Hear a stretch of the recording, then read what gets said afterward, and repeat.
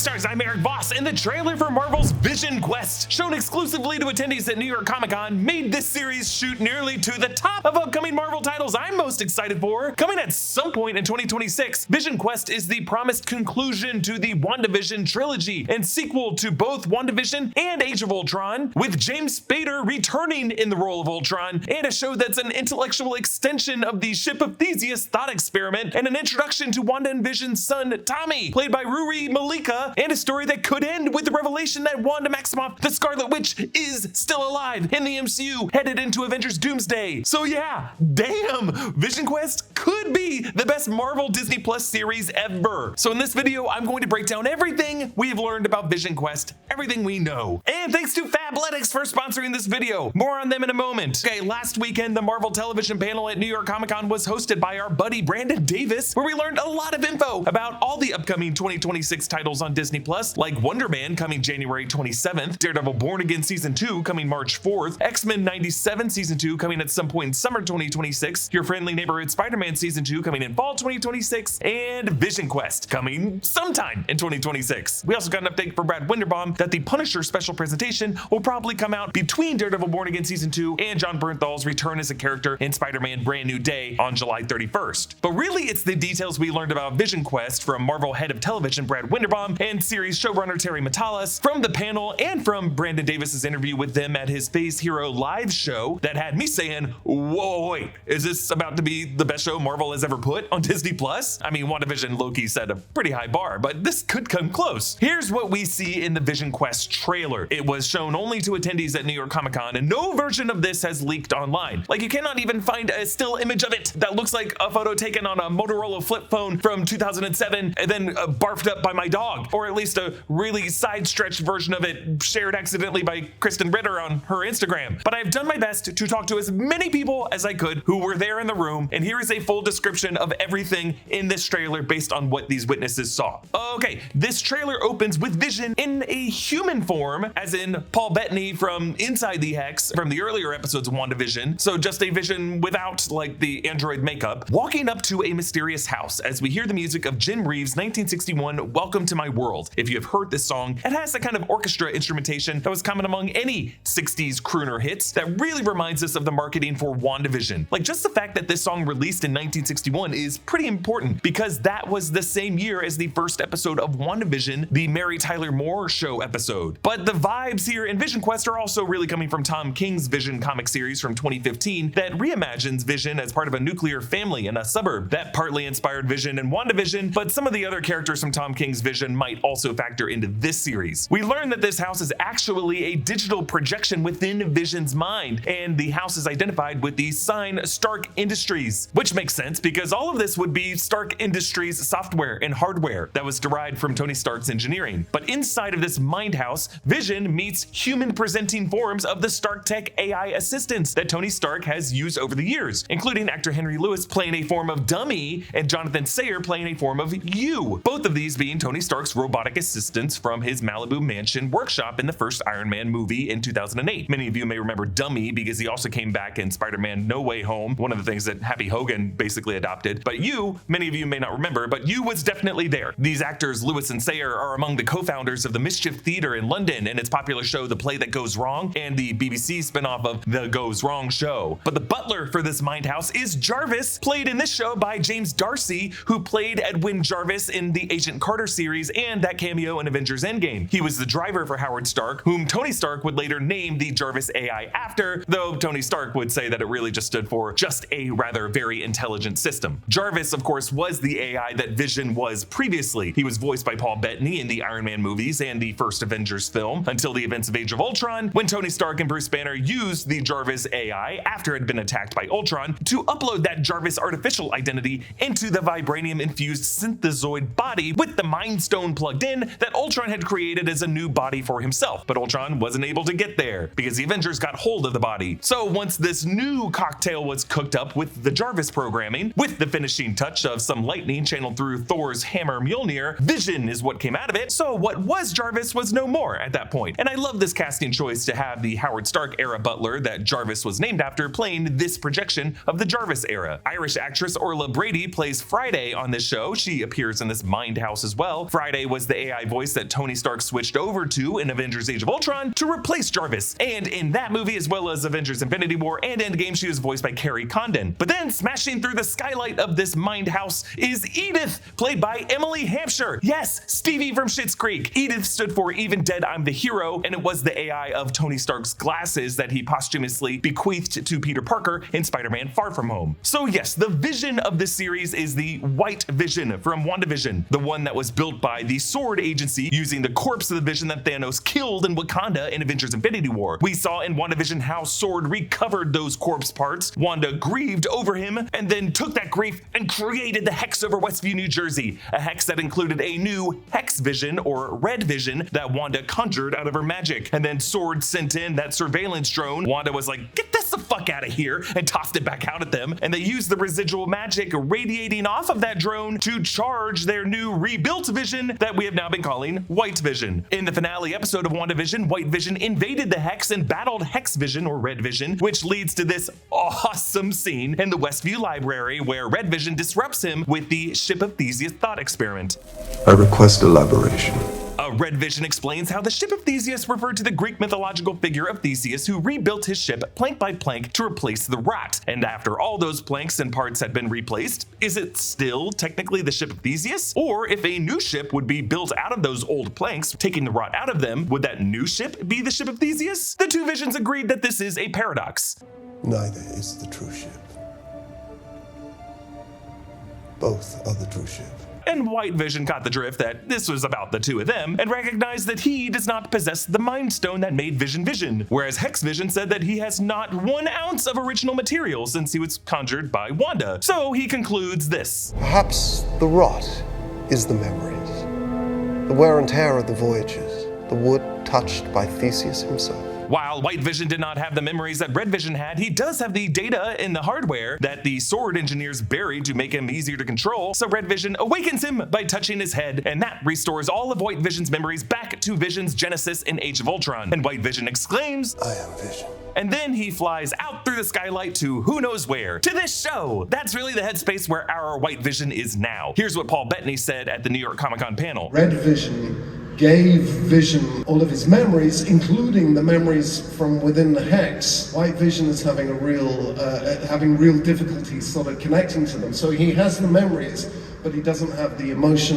and the feelings. Memories within the Hex? That would suggest that those memories include the events of WandaVision with Wanda Maximoff, making an Elizabeth Olsen cameo in the show even more likely. But tempering this speculation, here's what Terry Matalas clarified later to Brandon Davis in Brandon's Phase Hero live show. He may or may not have access to some of Hex Vision's experiences in different ways, you'll see. And when it comes to that awesome Ship of Theseus scene, Terry Matalas also said this at the live show. WandaVision is one of my most favorite things, like, ever. And that White Vision and Hex Vision scene, the Ship of Theseus scene, is just one of the great television moments. It has to be as good. There's a lot of pressure that it has to be as good. It ties in directly to WandaVision. It's very much a direct sequel to WandaVision. October is primo cozy time. It's the kind of month where all you want to do is sip hot cocoa in a lakeside cabin, warming yourself by the fire while the smell of fresh rain comes through the windows. Sounds good, doesn't it? Well, if you can't get to a cabin, you can bring the cozy vibes to your wardrobe thanks to the fall collection from Fabletics. Fabletics makes clothes that are lightweight, breathable, and moisture wicking. They've got sizes from extra small to 4X with bold colors and neutral shades that go with everything. And thanks to the Fabletics VIP program, you don't have to break the bank to fill your closet. The VIP program gives you up to 70 to 80% off your first order, plus up to 50% off all day, every day on all products. Plus, every month you can use your member credit to redeem a 2-piece set or any product up to $100. It's very flexible. You can choose to shop or skip each month between the 1st and the 5th. And that's in addition to access to VIP only sales, personalized outfit recommendations, free access to the Fabletics Fit app, and monthly dry drops. Layer up and dial your cozy meter up to 10. To get some Fabletics clothing of your own and sign up for their VIP program, just click the link in the description below. So this Vision Quest trailer continues with a shot of Vision in some kind of diner with W+V carved into a table with a heart outline for Wanda plus Vision. I was trying to figure out where this would be. It could be one of the places where Wanda and Vision traveled to when they were on the lam together between the events of Civil War and Infinity War, you know, when we caught up with them in Edinburgh. But now we hear the voice of James Spader Ultron doing voiceover throughout this trailer, much like he narrated the trailers for Avengers Age of Ultron. But here he says, "I see you, Vision. You're a ghost haunting your footsteps. But the past doesn't make one want to live. The future does." Now, there was some reporting going around that Ultron might have been saying, "You're a ghost haunting her footsteps," to suggest that Vision's quest might be to find Wanda. But Ultron definitely says haunting your footsteps, which, if you think about it, is actually a much cooler line, at least in my opinion, for what exactly this mental projection of Vision is in the series. He is a ghost within his own machine. There's also a shot of Vision in a cinema, like Nicole Kidman, or like young Simon Williams was in the recent Wonder Man trailer. Vision watches footage of his death scene from Avengers Infinity War when Thanos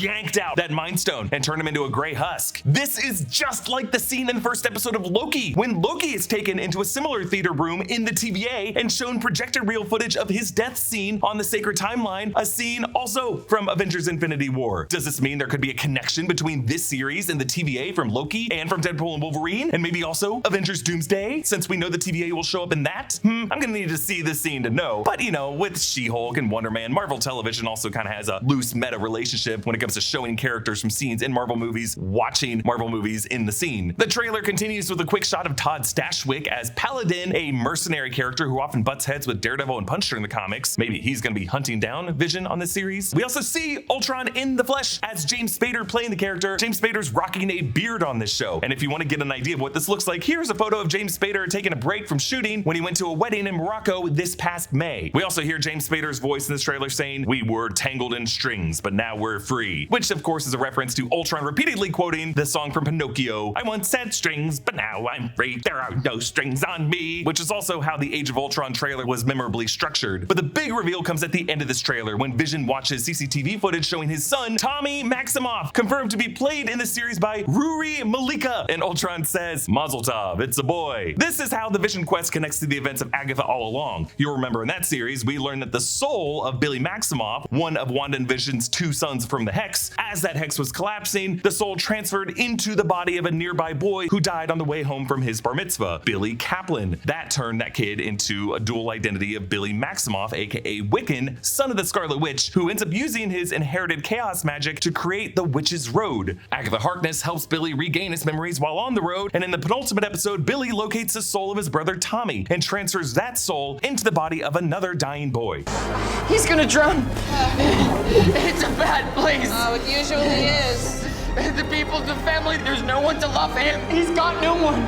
That drowning boy in the pool was Thomas Shepard, but now it'll contain the soul of Tommy Maximoff, aka the speedster Speed. Actually, when you go back to watch the opening titles of WandaVision episode 5, that was the Full House Growing Pains episode, you can see how the imagery kind of foreshadowed this arrangement by showing Vision with Tommy, and at one point Vision chasing Tommy around the park. Now we are seeing that unfold as Vision's quest. Once the casting of Rory Malika was confirmed, the actor, along with Joe Locke, shared this video referencing their current romantic relationship in the West End play Clarkston. But hey, this kind of awkwardness runs in the family because Elizabeth Olsen, before playing Aaron Taylor Johnson's brother in Avengers Age of Ultron, played his lover in 2014's Godzilla. Yep, sometimes kissing actors turn into siblings who do not kiss. But it has also been reported that in this series, we will see Tania Miller as Joe Costa, who in the comics is a robot built to be the bride of Ultron. We'll also see Farah Tahir returning from the very first Iron Man film as Raza, maybe as a projection in Vision's mind house, because that's crazy. We're also going to see Mary McDonnell, whom you'll remember as President Laura Roslin in Battlestar Galactica, in another unconfirmed role. Terry Matalas was the showrunner on the amazing Star Trek Picard series, a show that explored all kinds of sci-fi themes, including AI characters. And coming out of Ironheart, the MCU is just in a fascinating place when it comes to AI characters and what their relationship is with human characters. I actually made an argument that in the MCU, all of AI technology could have been a technology made out of a deal with Mephisto with various scientists and engineers in the modern age. No, I'm not about to say Mephisto is going to appear in Vision Quest. Thankfully hopefully now that he made his appearance in Ironheart, we can put this kind of nonsense to bed. And in that Phase Hero live interview with Brandon Davis, Terry Matalas went on to say this about the show's structure. To be honest, they're all very different. Yeah. Each one of them are different types of movies. So there's like each one of them I could say, oh, I want them, can't wait for that, I can't wait for that. So they're all so different, but they all have favorite moments for me, so it would be tough to say. So if we map that onto the episodic structure of WandaVision, in which each episode was a different sitcom, and Agatha All Along, where each episode was either a different kind of horror movie or a witch aesthetic, for Vision Quest, each episode could be a different iconic movie that dealt with the themes of AI or robotics. You may have also seen going around a rumor about the ending of Vision Quest. This is not confirmed, but here is what you might have read. Quote, the ending of the series is reportedly Vision, Agatha, Tommy, and Billy learning that Wanda is alive. I honestly do not know the source of this rumor, but you know, it is kind of what we're all thinking to bring this trilogy full circle. If it is all connected to WandaVision, doesn't it seem like a fitting end? Terry Matalas did say this that got Wanda fans very excited. Like, I can't talk about what happens in that finale, but Brad knows. It's just us There's here. one scene in that finale that is like